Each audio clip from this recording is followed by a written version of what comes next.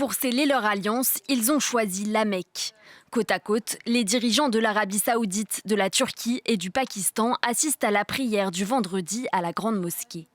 Trois puissances régionales sunnites qui partagent des frontières maritimes ou terrestres avec l'Iran chiite, perçu comme une menace.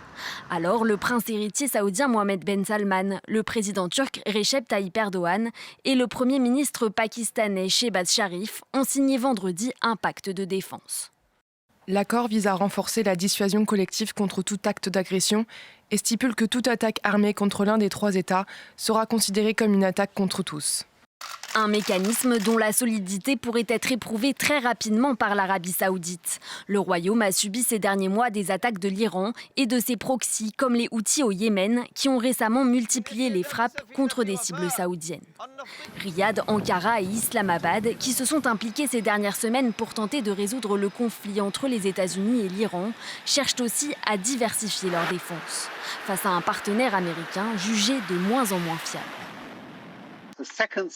L'autre facteur est la méfiance à l'égard des garanties de sécurité américaines.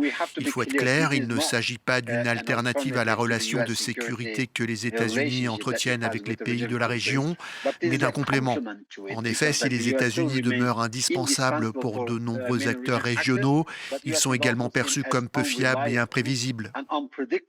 Si l'Arabie saoudite et le Pakistan sont déjà liés par un accord de défense, l'inclusion de la Turquie dans ce nouveau pacte a été précipitée par la guerre au Moyen-Orient.